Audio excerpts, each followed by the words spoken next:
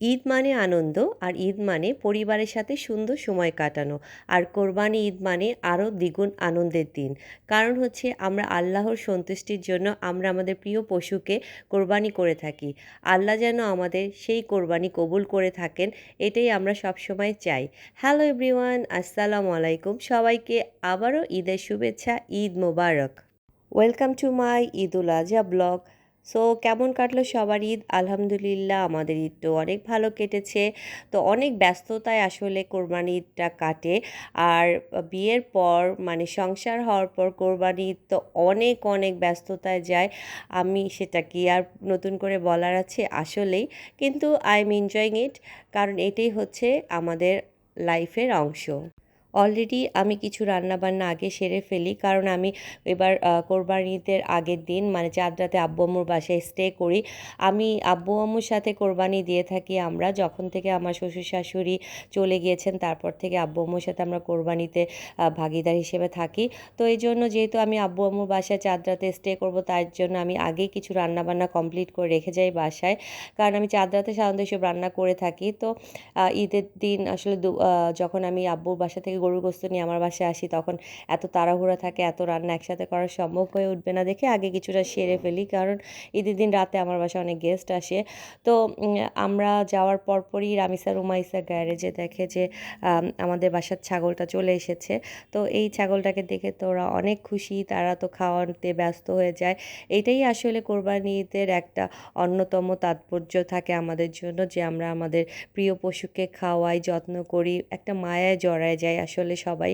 তো এইটাই আসলে আল্লাহ আমাদের পরীক্ষা নেয়, আমরা কিভাবে আমাদের পশুকে যত্ন করি, খাওয়াই। আর তার উদ্দেশ্যেই তো আমরা, তার সন্তুষ্ট লাভের আশাই তো আমরা এই পশুগুলোকে কোরবানি করে থাকি। ওরা ৩ বোন, আমার ভাইয়ের মেয়ে রামিসা, রুমাইসা, ওরা তো অনেক মজা করছিল। সাথে আমিও কিন্তু জয়েন করতাম।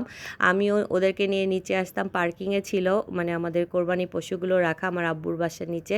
তো সেখানে বসে বসে আমিও ওদের সাথে অনেক কোরবানি পশুগুলোকে অনেক আদর করেছি, যত্ন করেছি। তো এই যে ওরা যে এই কয়দিন কী যে মজা করেছে, মানে যখনই সময় পেয়েছে নন স্টপ নিচে নেমে এগুলোর অনেক যত্ন করেছে।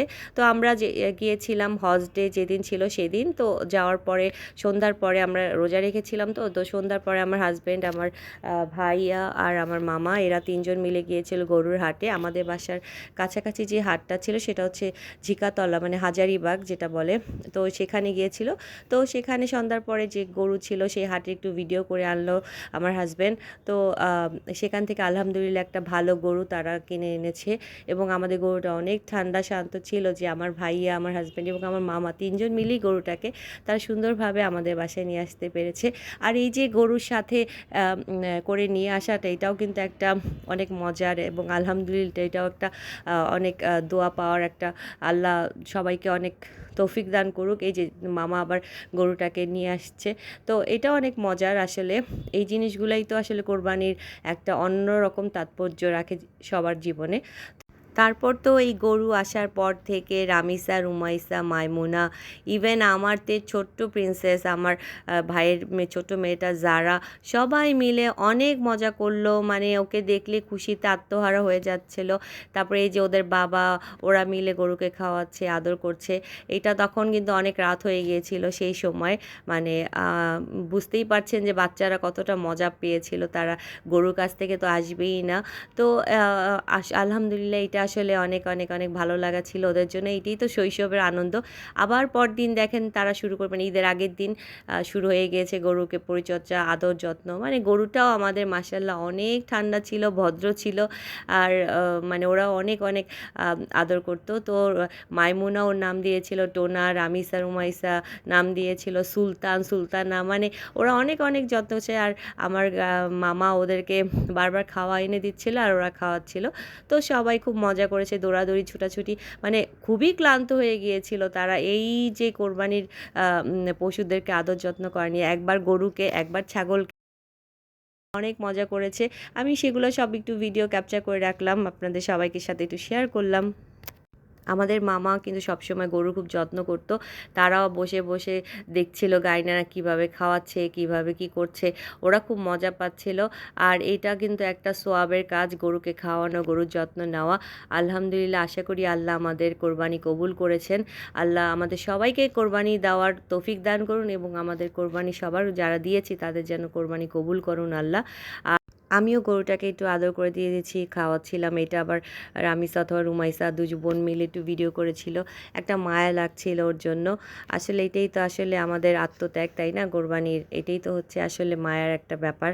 অন্য সময় হলে রামিসা, রুমাইসা কিন্তু হাতে মেহেদি দেওয়ার জন্য পাগল হয়ে যায়। কিন্তু ওই সময় কোরবানির এই গরু, ছাগল নিয়ে তারা এত মশগুল ছিল যে মেহেদি দেওয়ার কথা ভুলেই গিয়েছিল। রাত্রে ১২টার না, অলমোস্ট ১টার সময় তাদের মনে পড়ছে আমরা তো মেহেদি দিব, মেহেদি দিব, মেহেদি দেইনি। তারপর তাদের ৩ বোনকে মিলে আমরা বসলাম মেহেদি দিতে, ভাবিও ছিল সাথে। তো আলহামদুলিল্লাহ তারপর তারা মেহেদি দিয়ে ঘুমাতে ঘুমাতে আমাদের প্রায় ৩:৩০ ৪ পর হয়েছে। তো আমরা আবার সকালবেলা উঠতে হবে। তো এই দেখেন সকালবেলা উঠেই, ঘুম থেকে উঠেই কিন্তু তারা ৩ বোন আবার নিচে চলে গেল। গিয়ে বসে বসে দেখতে লাগলো। ওদেরকে আসলে পশু কোরবানিটা আমরা দেখতে দেইনি। জাস্ট ওরা এখানে বসে বসে দেখছিল কীভাবে কী করছে, এগুলো তারা মজা পাচ্ছিল। আবার উপরে আসছিল, আবার নিচে যাচ্ছিল। তো এখানে আমার ভাইয়া, আমার হাসব্যান্ড তারাও খুব, ওখানে আবার আমাদের ছাগলটাকে কোরবানি করানো হচ্ছিল। তো এখানে আমার হাসব্যান্ড এসে মাংস দিচ্ছে। এই কোরবানির সময় নিজেরা হাতে কাজ করাটা কিন্তু খুব দরকার। আর আমাদের যারা কসাই ছিলেন তারা এত এক্সপার্ট ছিল মাশাআল্লাহ, মোটামুটি 10টার মধ্যেই কমপ্লিট হয়ে গিয়েছিল আলহামদুলিল্লাহ। তারপরে আমাদের বললাম না 11টার মধ্যেই কিন্তু চুলাতে কোরবানির মাংস, আরও আগেও হতে পারে কারণ ওই সময় এত ব্যস্ততা ছিল, এত ভিডিও তো করা হয় না। তারপরে আমি একটু ভিডিও ক্যাপচার করে রেখেছিলাম। এইখানে আমাদের ডাইনিং রুম স্পেসে এইভাবে গরুর মাংসগুলো এনে রাখা হচ্ছিল। তো এইখানে ভাইয়া, আমার হাজব্যান্ড এরা মানে আমি যেহেতু আমার ভাগেরটা আলাদা করছে, তাদেরটা রেখে দিচ্ছি। যেহেতু আমরা নিজেরাই, তো যেভাবে নিয়ম কোরবানি সেটা আগে করার পর তারপর সব কিছু করা হচ্ছিলো। এখানে মাপামাপি হচ্ছিলো, আমার আব্বু এক বসে বসে ইনস্ট্রাকশন দিচ্ছিল। তো এই তো আমি আবার একটু ভিডিও করছিলাম। তো এটাই হচ্ছে মজা। আর আমার দোয়া করবেন যেন আমি আমার ফ্যামিলির সাথে, আমার ভাই ভাবি, আব্বু আম্মু সবাইকে নিয়ে এভাবে ভালো থাকতে পারি সবসময়। আর আমার শ্বশুর শাশুড়ির কথা খুব মনে পড়ছিল, তারা থাকলে অনেক খুশি থাকতো। তো আম্মুর এই যে চুলায় রান্না চলছে, আম্মু এখানে একটু কলিজা পাক করছিল আর এখানে গরুর গোস্ত হচ্ছিল। তো এই রান্নাবান্না একটু ভিডিও করলাম। আর চালের রুটি আমাদের বাসায় সবসময় হয়ে থাকে, তো চালের রুটি আর হচ্ছে পোলাও রান্না করেছিল। যেহেতু বাচ্চারা আছে, ওরা তো আবার পোলাও রোস্ট খেতে পছন্দ করে। পোলাও রোস্ট, গরুর মাংস, কলিজা, তারপর সে চালের রুটি দিয়ে খাওয়া হচ্ছিলো। তারপরে আবার বাচ্চারা একটু ফ্রেশ হয়ে রেডি হয়ে তাদের বাবার কাছ থেকে সালামি আদায় করে নিচ্ছিল, কারণ এতক্ষণ তারা ছিল নিচে উপরে মিলিয়ে, মানে দৌড়াদৌড়ি এই নিয়ে অনেক মজা করছিল। তারপর তারা রেডি হয়ে টয়ে একটু, আর ওই যে আমরা আড়ং থেকে কটনের ড্রেস কিনেছিলাম, তো এই ফ্রক ওরা পরে নিয়েছিল। তারপরে আমরা দুপুরে খাওয়া দাওয়া করে আম্মুর বাসার থেকে, আমি দুপুরে না, মানে তখন অলমোস্ট 1:30 মতো বাজে। তাদের গোছানো কমপ্লিট হওয়ার পর, যেহেতু আমার সাথে আমার গাড়ি মামা যায়, সে গিয়ে আবার আমাকে একটু হেল্প করে এসে তারপর আমরা বাসায় চলে আসি। এসে আমি আবার এসে এখানে আমরা আমাদের গরুর গোস্তগুলো আমার রুমের ফ্লোরে সব কিছু রেখে সুন্দর করে ভাগ বাটোয়ারা করছিল রাজীব, আর আমি ওকে হেল্প করছিলাম। এই ভিডিও আবার রামিসা অথবা রুমাইসা, 2 বোনের কেউ একজন করেছে। তো এভাবেই আসলে কোরবানিটা আমরা কাটাই, অনেক ব্যস্ততার মধ্যে যায়। আর রাতে আমার বাসায় গেস্ট এসেছিলো, তো সেগুলোর ভিডিও টিডিও আসলে তখন খুব ব্যস্ততা ছিল, আর এত টায়ার্ডনেস কাজ করা হয়ে ওঠে নেই। তো সবার ঈদ আসলে আলহামদুলিল্লাহ ভালোভাবে কেটেছে, এটাই আশা করি। আমাদের ঈদও খুব ভালোভাবে কেটেছে। তো সবার আমার ঈদের এই ব্লগ কেমন লাগলো কমেন্টস করে জানাবেন। ভালো থাকবেন সবাই। আল্লাহ হাফেজ, আসসালামু আলাইকুম।